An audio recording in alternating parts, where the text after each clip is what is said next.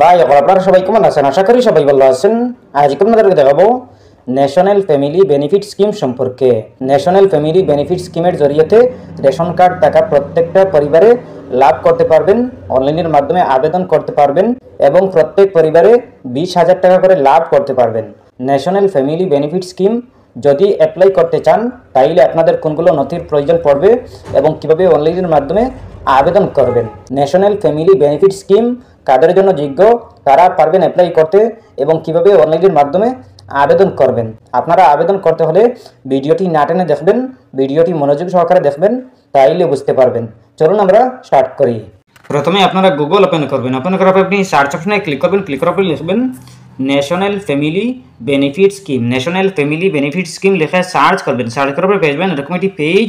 আপনারা প্রথমে দেখতে পাবেন মাই স্কিম, এরপরে দেখতে পাবেন ন্যাশনাল ফ্যামিলি বেনিফিট স্কিম। আপনারা ন্যাশনাল ফ্যামিলি বেনিফিট স্কিম নামের অপশনে ক্লিক করবেন। ন্যাশনাল ফ্যামিলি বেনিফিট স্কিম অপশনে ক্লিক করার পর দেখতে পাবেন এরকম একটি পেজ।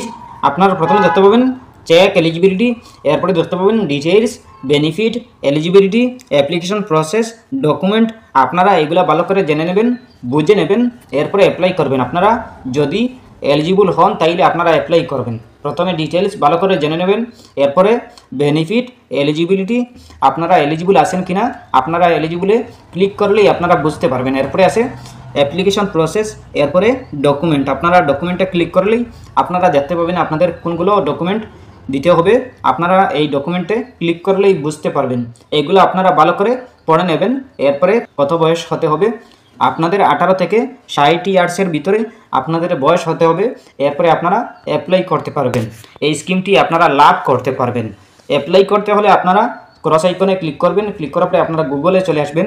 গুগলে আসার পরে আপনারা সার্চ অপশনে ক্লিক করবেন। ক্লিক করার পরে লিখবেন UMANG, উমাং লিখে সার্চ করবেন। সার্চ করার পরে পেয়ে যাবেন এরকম একটি পেজ। আপনারা প্রথমে দেখতে পাবেন উমাং, এই উমাং অপশনে ক্লিক করবেন। উমাং ওয়েবসাইটে ক্লিক করার পরে দেখতে পাবেন এরকম একটি পেজ। আপনাদের সামনে এরকম একটি পেজ শো করবে। আপনারা প্রথমে দেখতে পাবেন উমাং, এরপরে ডান দিকে দেখতে পাবেন 3 লাইন চিহ্ন, এই 3 লাইনে ক্লিক করবেন। 3 লাইনে ক্লিক করার পর দেখতে পাবেন অনেক অপশন। এই অপশনগুলোর মধ্যে একটা অপশন আছে রেজিস্টার লগ ইন। আপনারা রেজিস্টার লগ ইন অপশনে ক্লিক করবেন। রেজিস্টার অপশনে ক্লিক করার পর দেখতে পাবেন এরকম একটি পেজ। আপনারা দেখতে পাবেন লগ ইন। আপনারা যদি এই ওয়েবসাইটে কখনো রেজিস্টার করে থাকেন তাইলে আপনারা লগ ইন করতে পারবেন। আর যদি আপনারা নতুন ইউজার হন তাইলে আপনারা রেজিস্টার করতে হবে, এরপরে আপনারা লগ ইন করতে পারবেন। রেজিস্টার করতে হলে আপনারা রেজিস্টার হেয়ার অপশনে ক্লিক করবেন। রেজিস্টারে ক্লিক করার পর দেখতে পাবেন এরকম একটি পেজ। আপনারা প্রথমে দেখতে পাবেন সাইন আপ, এরপরে দেখতে পাবেন মোবাইল নাম্বার। আপনি আপনার মোবাইল নাম্বার বসিয়ে দেবেন। বসিয়ে দেওয়ার পরে দেখতে পাবেন স্টেট, আপনি আপনার রাজ্যের নাম বসিয়ে দেবেন। বসিয়ে দেওয়ার পরে দেখতে পাবেন আই এগ্রি, আই এগ্রিতে টিক দিয়ে দেবেন। টিক দেওয়ার পরে দেখতে পাবেন রেজিস্টার, এই রেজিস্টার অপশনে ক্লিক করবেন। ক্লিক করার পরে আপনার মোবাইলে একটা কোড যাবে, একটা ওটিপি যাবে। এই ওটিপিটা বসিয়ে দেবেন। বসিয়ে দেওয়ার পরে পাসওয়ার্ড চাইবে, আপনি আপনার পাসওয়ার্ড বানিয়ে নেবেন। এরপরে আপনি আপনার রেজিস্টার অপশনে ক্লিক করবেন। ক্লিক করার পরে রেজিস্টার সাকসেসফুল হয়ে যাবে। এরপরে আপনি আপনার লগ ইন করতে পারবেন। লগ ইন করতে হলে আপনি লগ ইন হেয়ার অপশনে ক্লিক করবেন। লগ ইনে ক্লিক করার পরে দেখতে পাবেন এরকম একটি পেজ। আপনারা প্রথমে দেখতে পাবেন লগ ইন, এরপর দেখতে পাবেন মোবাইল নাম্বার। আপনি আপনার মোবাইল নাম্বার বসিয়ে দেবেন, যে মোবাইল নাম্বার প্রথমে রেজিস্ট্রেশন করেছিলেন এই মোবাইল নাম্বার বসিয়ে দেবেন। বসিয়ে দেওয়ার পরে দেখতে পাবেন এমপিন, আপনি যে পাসওয়ার্ড বানিয়েছিলেন এই পাসওয়ার্ডটি বসিয়ে দেবেন। বসিয়ে দেওয়ার পরে দেখতে পাবেন লগ ইন, আপনি লগ ইন অপশনে ক্লিক করবেন। আর যদি আপনার পাসওয়ার্ড ভুলে যান, আপনার যদি মনে না থাকে তাইলে আপনি লগ ইন ওটিপি, এই লগ ইন ওটিপি অপশনে ক্লিক করে আপনি লগ ইন করতে পারবেন ওটিপির মাধ্যমে। এরপরে আপনি লগ ইন অপশনে ক্লিক করবেন। লগ ইন হওয়ার পরে দেখতে পাবেন এরকম একটি পেজ। আপনারা প্রথমে দেখতে পাবেন সার্চ আইকন, এই সার্চ আইকনে ক্লিক করবেন। ক্লিক করার পর লিখবেন national family benefit scheme. National family benefit scheme লিখে সার্চ করবেন। সার্চ করার পর পেয়ে যাবেন এরকম একটি পেজ। আপনারা থোড়া নিচের দিকে চলে আসবেন। নিচের দিকে আসার পরে দেখতে পাবেন ministry of rural development national family benefit scheme. National family benefit scheme এই অপশনে ক্লিক করবেন। এই অপশনে ক্লিক করার পর দেখতে পাবেন এরকম একটি পেজ। আপনারা প্রথমে দেখতে পাবেন ন্যাশনাল ফ্যামিলি বেনিফিট স্কিম, এরপরে আছে house hold family below poverty line, এরপরে আছে বিপিএল। আপনারা এইগুলা দেখতে পাবেন।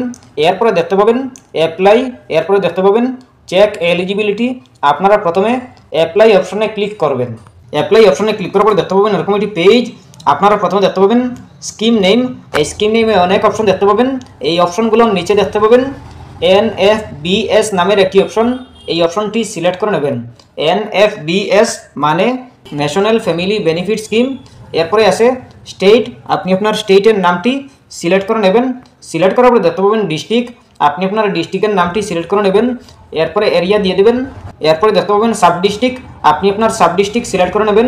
সিলেক্ট করার পরে দেখতে পাবেন গ্রাম পঞ্চায়েত ওয়ার্ড, আপনি আপনার গ্রাম পঞ্চায়েত ওয়ার্ড সিলেক্ট করে নেবেন।